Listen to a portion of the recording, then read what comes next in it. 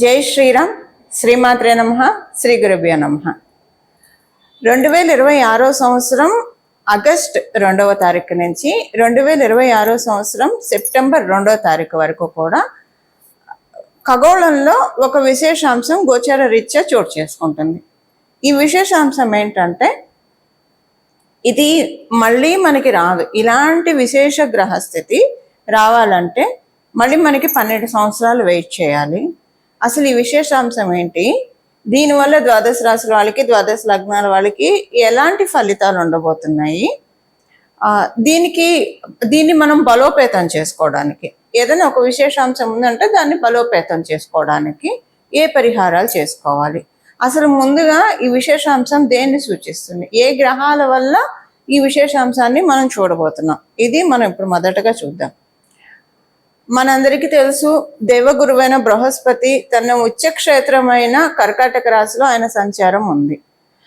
అసుర గురువైన శుక్రాచార్యుల వారు కూడా తన నీచ క్షేత్రమైన కన్యా రాశిలోకి 2వ తారీఖు ఆగస్టు 2వ తారీఖు నుంచి సెప్టెంబర్ 2వ తారీఖు వరకు ఆయన సంచారం ఉంటుంది, శుక్రాచార్యుల వారి సంచారం ఉంటుంది.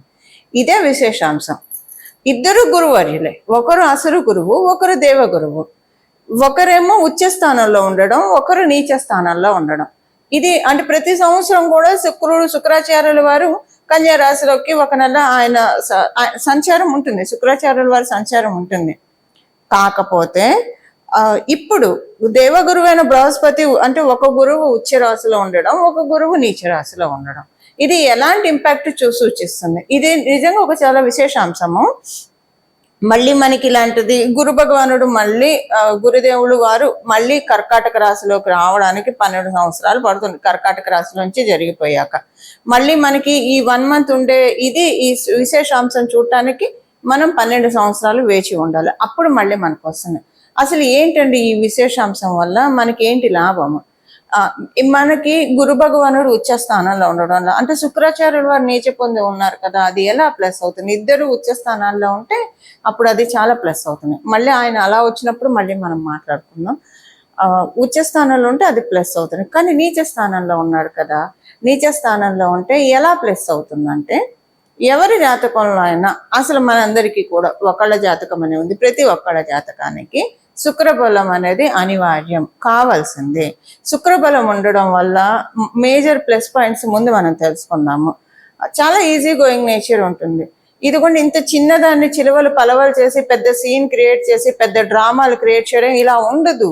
ఫర్గెట్ అబౌట్ ఇట్ అనుకుంటారు, వెళ్ళిపోతారు. ఏదైనా ఒక హర్టింగ్ జరిగినా, ఏదైనా ఒకటి వాళ్ళకి చీటింగ్ జరిగినా, ఏది జరిగినా కూడా సరే కాలగమనంలో ఇలాంటివి జరుగుతూ ఉంటాయి అంతే. ఇక్కడ గురుబలం కూడా కలిసి ఉంటే, గురు శుక్రుల బలం ఉంటే ఎలా ఉంటుందంటే, మేబీ వీడి కాకపోతే ఇంకొకళ్ళేమో, అంతే. ఇక్కడతో అయిపోయింది. ఇక్కడతో మనకున్న కర్మ పెండింగ్, పాపకర్మ క్షయం అయిపోయింది, అంతే. ఇంకా ముందు మనల్ని మనం రిఫైన్ చేసుకుందాం. ఇంకా ముందు మనల్ని మనము ఇలాంటి పాపకర్మల్లో ఇన్వాల్వ్ అవ్వకుండా పుణ్యకర్మల్లో మనం పెట్టుకుందాం, సత్కర్మల్లో మనం పెట్టుకుందాం. అసలు ఏదైనా కూడా ఈజీ గోయింగ్ నేచర్ని ఇస్తాడు. అసలు మామూలుగా కూడా శుక్రాచార్యుల వారు ఒకటి కాంపిటేటివ్ ఎగ్జామ్ రాశారు, సక్సెస్ రాలేదు. సో ఇంకా నేను ప్రయత్నం చేయాలేమో, అంతే. అది పెట్టుకొని ఏదైతే క్యాలిక్యులేటెడ్గా ఉంటారు, చాలా ప్రొడక్టివ్గా ఆలోచిస్తారు. ఏం ఆలోచిస్తే వాళ్ళకి ఫ్యూచర్కి గ్రోత్ ఉంటుందో, అంతేకాని అది రాలేదు అని ఇంకా అదే పట్టుకొని అదే చదువుకొని అలా ఉండదు శుక్రాచార్యుల వారి బలం అంటే. అలాగే ఉద్యోగంలో కావచ్చు, వ్యాపారంలో కావచ్చు, ఎక్కడైనా స్పీడ్ బ్రేకర్లు మనకి రోడ్డుకి ఎంత అవసరమో, స్పీడ్ బ్రేకర్లు లేకపోతే యాక్సిడెంట్స్ అవుతాయి. అలాగా మధ్యలో ఇలాంటి సిచ్యువేషన్స్ మన జీవితంలో వచ్చేది. ఏదైనా కొంచెం వృత్తిలో కావచ్చు, వ్యాపారంలో కావచ్చు, ఒడిదుడుకులు వచ్చాయంటే అదొక స్పీడ్ బ్రేకర్. దేవత మనకు అందిస్తున్న ఆశీస్సులు. ఈ స్పీడ్ బ్రేకర్తో మనం స్లో అయినా తర్వాత నార్మల్గా వెళ్ళిపోతుంది. అక్కడ స్పీడ్ బ్రేకర్ లేకపోతే ఎలాగైతే వాహన ప్రమాదాలు జరుగుతాయో, ఇక్కడ లేకపోతే మేబీ మొత్తానికి ఉన్న యోగం అంతా కొలాప్స్ అయిపోవచ్చు. అందువల్ల ఇలా జరుగుతుంది. అంటే థాట్ ప్రాసెస్ ఇలా ఉంటుంది. ఒక పాజిటివ్ వేలో చూస్తారు, చూసి అయ్యో నాకే నష్టం వచ్చింది, నాకే ఎందుకు కష్టం వచ్చింది, నేనే కష్టపడుతున్నా, ఇలా ఆలోచించరు. ఇలా ఆలోచిస్తూ ఉన్నారంటే జరిగినవి తవ్వుకుంటూ ప్రపంచంలో ఎక్కడ లేని కష్టాలు మనకే ఉన్నట్లు వాళ్ళకే ఉన్నట్లు భావిస్తే ఇది సెనెస్చర్డ్ బ్యాడ్ సెనెస్చర్డ్ ఇన్ఫ్లుయెన్స్ వల్ల ఇలాంటి ప్రాబ్లమ్స్ వస్తాయి. అదేమవుతుందంటే పదే పదే పదే పదే అలా ఆలోచిస్తున్న వాళ్ళు వాళ్ళ జీవితంలో జ్యేష్ఠాదేవిని ఆహ్వానిస్తున్నట్టే. ఆవిడకేంటి ఎప్పుడు దుఃఖంతో కొమిలిపోతూ ఉండడం, జరిగినవి తలుచుకుంటూ ఉండడం, వగచిపోవడం ఉండడము, గోవింద గోవింద గోవింద ఇలాంటివన్నీ ఆవిడకి ఇష్టం. అందువల్ల ఏంటంటే మీరు నన్ను పిలుస్తున్నారా, ఎందుకు మీరు అంత శ్రమపడి పిలవడం, నేనే వస్తాను కదా, కాలవే అని ఆవిడ చెప్తూ ఉంటారు. అలా మనకి అది వద్దు కదా, మనకి కావాల్సిన ఏంటి పరిపూర్ణ శ్రీలక్ష్మి కటాక్షం కదా. అంటే శుక్రాచార్యుల వారి బలం ఎందుకు కావాలి? ఒక డబ్బులు, లావిష్ లైఫ్, లగ్జరీ లైఫ్ అని అనుకోకండి. ప్రతి దాంట్లో మనకి సక్సెస్ కావాలంటే మంగళ స్ట్రెంత్ ఉండాలి, కానీ దానికి థాట్ ప్రాసెస్ ఉండాలి కదా. దానికి బుధుడు శుక్రుడు కూడా బలం తోడు వేయాలి. ఎవరికైతే బుధ శుక్రుడు కలిగి ఉంటుందో వైజ్ డెసిషన్స్ తీసుకుంటారు, రైట్ టైంలో రైట్ డెసిషన్స్ తీసుకుంటారు. అనుకుంటారు అసలు ఏం ప్లానింగ్ చేశారా వాళ్ళు, ఎంత చక్కగా ఎదిగారా లైఫ్లో, అలా అనుకుంటాను చూసారా. అది బుధ శుక్రుల బలం ఉంటేనే అంటారు. సో అందులో శుక్రాచార్యుల వారి బలము గోచారంలో, గోచారంలో నీచపడి ఉన్నాడు కాబట్టి, ఎప్పుడు నీచపడితే మనం బలం పెంచుకోవాలంటే అవ్వదండి. మీ జన్మజాతకంలో ఒకవేళ నీచులో ఉంటే ఇది ఇంకా ప్లస్ అవుతుంది. మీ జన్మజాతకంలో శుక్రాచార్యుల వారు లగ్న చాట్లో కానీ నవాంశ చాట్లో కానీ నీచపడి ఉన్నారంటే ఇప్పుడు మీరు దాన్ని కరెక్ట్ చేసుకోవడానికి కనీసం ఒక 3 to 5 years కరెక్ట్ చేసుకోవడానికి, బలాన్ని పంపించేసుకోవడానికి. ఇప్పుడు మన ఇంట్లో నీళ్ళు రాకపోతే పక్క బిల్డింగ్ వాళ్ళ ఇంట్లో నుంచి చాలా మంది చూగుతా నీళ్లు లాక్కుంటారు. సో ఆ స్కేర్సిటీ వాళ్ళకి అక్కడ తెలియకుండా, అలా మన గోచారంలో వచ్చేది లాక్కోవడానికి. ఒకవేళ శుక్రాచార్యుల వారి బలం ఉంటే ఇంకా పెరుగుతుంది. ఏమండి మనకి మంచి విషయాలు జరిగితే వద్దని మనం చెప్తామా? చేదా? కాదు కదా. సో అలాగా మనకి ఉండడానికి వీటన్నిటికీ కూడా అంటే ఒక మంచి థాట్ ప్రాసెస్ ఇస్తాడు శుక్రాచార్యుల వారు, మంచి థాట్ ప్రాసెస్ ఇస్తాడు, బుద్ధి బలాన్ని ఇస్తాడు.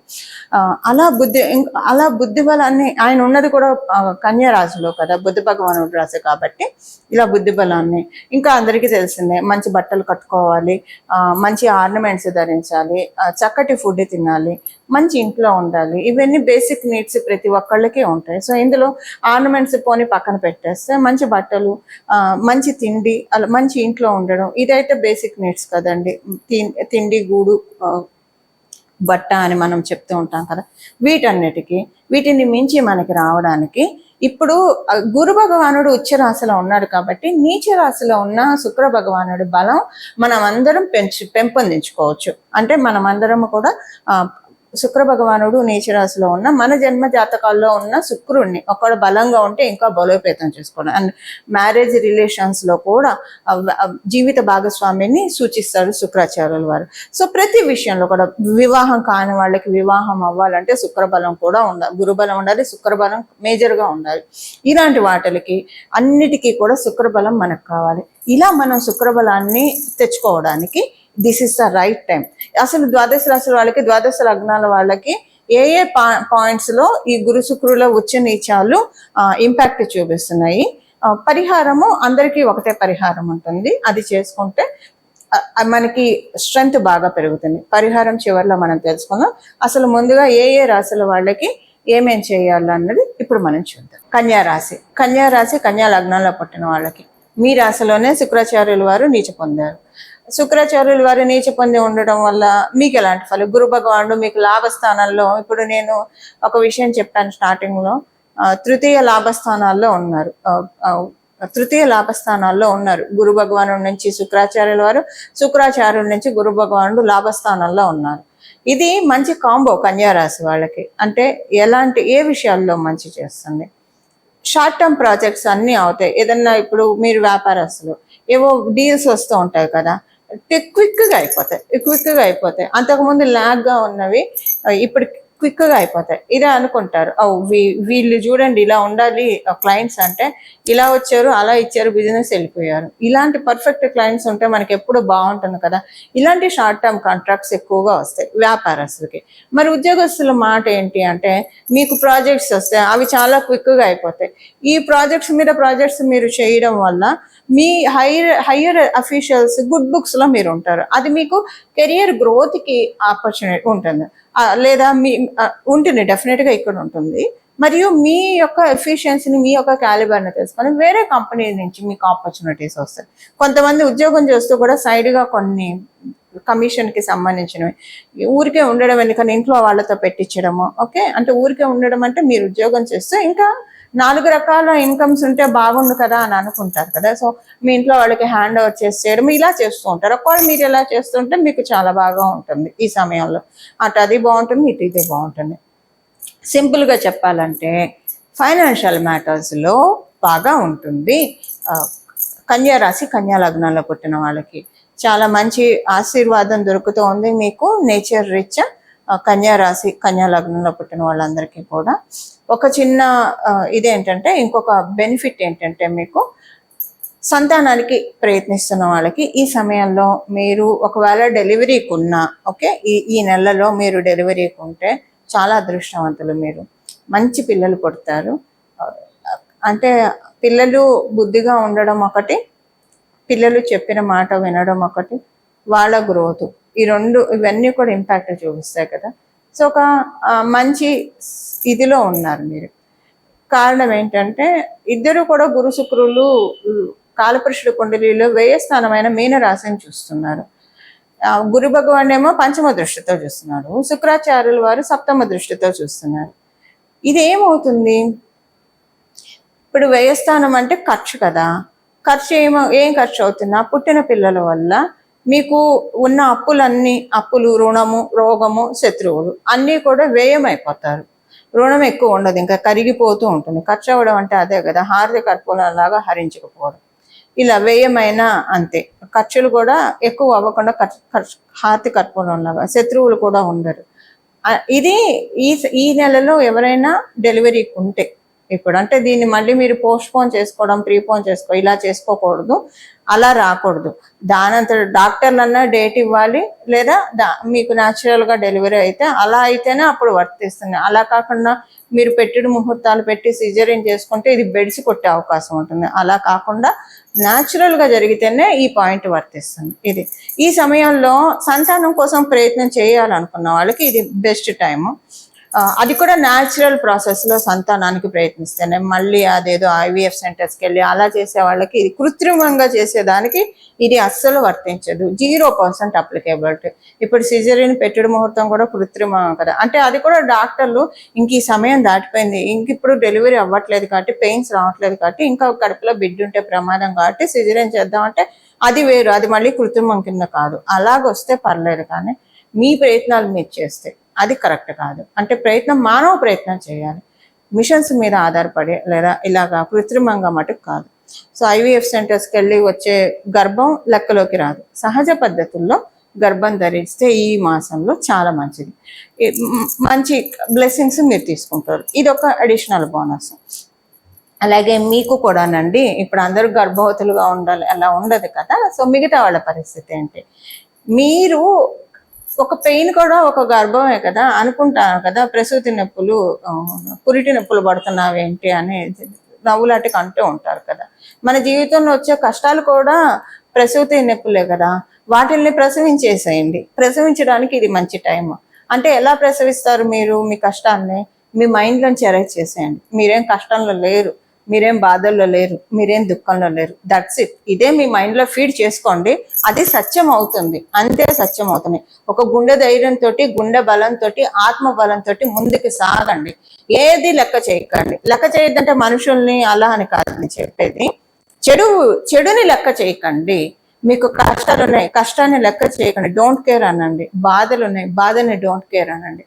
భయం ఉంది, భయాన్ని డోంట్ కేర్ అనండి అని వాటిని మైండ్ నుంచి కంప్లీట్గా ఎరేజ్ చేసేయండి. అలా మీ ప్రసూతి నొప్పులు వాటిల్ని మీరు మోస్తూ ఉన్నారు. గర్భం అంటే పిల్లల్ని మోయడమే కాదు, జరిగిన విషయాన్ని తలుచుకోవడం ఒక గర్భము. కష్టంలోనే ఉన్నామని ఎప్పుడు అందులోనే కుంగిపోవడం అదొక గర్భావాసము. వీటిని మీరు ప్రసవించేసేయండి, అవి వెళ్ళిపోతాయి మీ జీవితంలోంచి. దానికి గురు భగవానుడు, శుక్రాచార్యుల వారు చక్కగా సహకరిస్తూ ఉన్నారు. సో ఈ ఆపర్చునిటీని మీరు బెస్ట్గా యూటిలైజ్ చేసుకోండి. ఇలా మీరందరూ యూటిలైజ్ చేసుకుంటారు, ఎందుకంటే కన్యా రాశి వాళ్ళందరూ కూడా వైస్ పీపుల్. అలా యూటిలైజ్ చేసుకుంటారని చెప్పి మనస్ఫూర్తిగా కోరుకుంటూ ఇవి మీకుండే ఫలితాలు. కాలపురుషుడి కుండలిలో నుంచి చతుర్థ మరియు షష్ఠ రాశుల్లో ఉన్న గురు శుక్రుల బలాన్ని, అంటే వాళ్ళిద్దరూ కూడా ఒకళ్ళ నుంచి ఒకళ్ళు తృతీయ లాభస్థానాల్లో కూడా ఉన్నారు. గురువు నుంచి శుక్రాచార్యుల వారిని చూసుకుంటే తృతీయ స్థానం, శుక్రాచార్యుల వారి నుంచి బృహస్పతిని చూసుకుంటే దేవగురువు అయిన బృహస్పతిని చూస్తే లాభస్థానంలో ఉన్నారు. ఇది లాభస్థానంలో ఉన్నారు కాబట్టే మనకి గురు శుక్రుల బలాన్ని పెంచుకోవడానికి ఇది చాలా సదావకాశము. వీళ్ళిద్దరు బలం ఉంటే చాలు. అంటే ఒక అజ్ఞాన అంధకారాన్ని తొలగించేది జీవితంలో ఎవరైనా ఉన్నారంటే అది కేవలంగా గురువు మాత్రమే. అజ్ఞానం వల్లే తప్పులు చేస్తూ ఉంటాం. ఒక్కోసారి మొండి పట్టుదలతో కొంతమందిని మనం చూస్తూ ఉంటాము. ఎవరేం చెప్పినా వినరు. వాళ్ళు పట్టిందే తాబట్టిన కుందేలకే 3 కాళ్ళు అనుకొని చాలా ఇబ్బందులు పాలవుతూ ఉంటారు.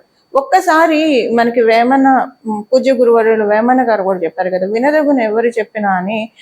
కనీసం విని ఓకే వీళ్ళు చెప్పిన దాంట్లో పాయింట్ ఉందో లేదో చూసి, ఒకవేళ పాయింట్ ఉంది, మన క్షేమాన్ని కోరి చెప్తున్నారు, మార్చుకుందాం. ఒకవేళ పాయింట్ లేదు, వదిలేసేద్దాం. వీళ్ళు ఏదో ఈషతో చెప్తున్నారు, అసూయతో చెప్తున్నారు, వదిలేసేద్దాం.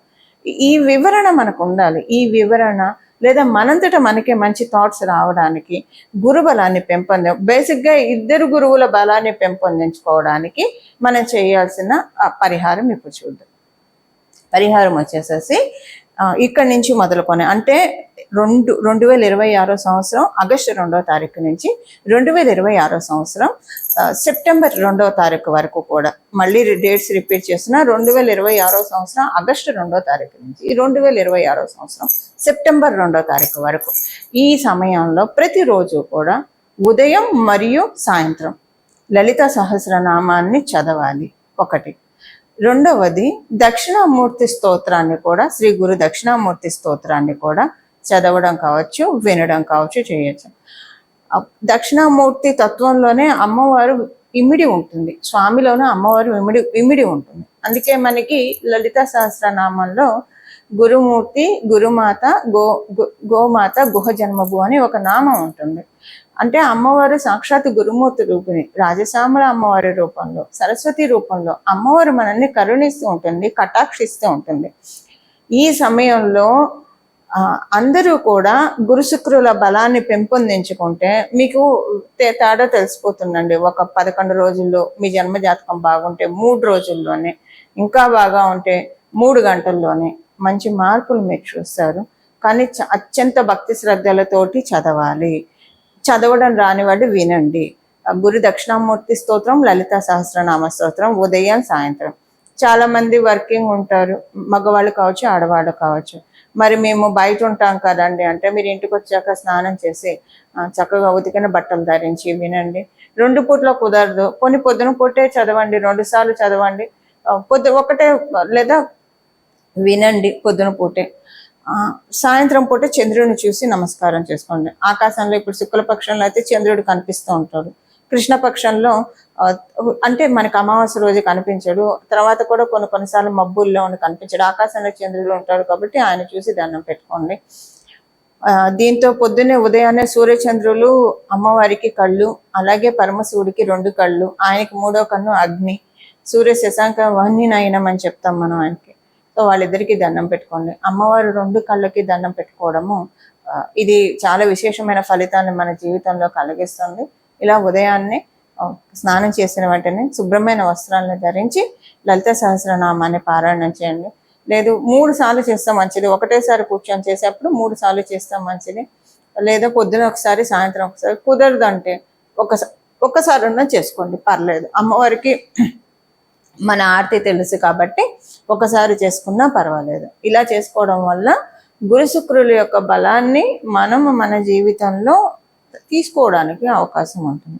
ఇక్కడి నుంచి ఒక 3 సంవత్సరాల్లో మంచి మార్పులు మనం చూడడానికి, ఒక 3 సంవత్సరాల వరకు ఇప్పుడు మనం తీసుకున్న ఈ నెలలో మనం తీసుకున్న బలం రిటర్న్ అవుతుంది. అందులో ఇప్పుడు చూస్తున్నాం కదా రెసిషన్ అని. సో కొంతమందిని తీసేయడం ఇలాంటివి కూడా చాలా బాధపడుతూ ఉన్నారు కదా చాలా మంది. కొంతమందికి వ్యాపారాలు సరిగ్గా సాగక ఇబ్బంది పడుతూ ఉన్నారు. వీటన్నిటి నుంచి బయటపడడానికి కొంత ఒక 3 సంవత్సరాలు అయితే మనకి బెనిఫిషియల్గా ఉంటుంది.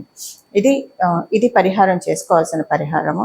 మీరందరూ కూడా స్వామివారిని, జగన్మాతని, మహాదేవుడి చరణాలని ఆశ్రయించి మంచి లబ్ధిని పొందుతారని, మనమందరం కూడా మహాదేవుడి యొక్క, జగన్మాత యొక్క పరిపూర్తి కృపాకటాక్షాన్ని అందుకోవాలని చెప్పి మనందరి తరఫున జగన్మాత చరణాలను, అలాగే మహాదేవుని చరణాలను శిరస్సు ఉంచి నమస్కరిస్తూ మంగళం.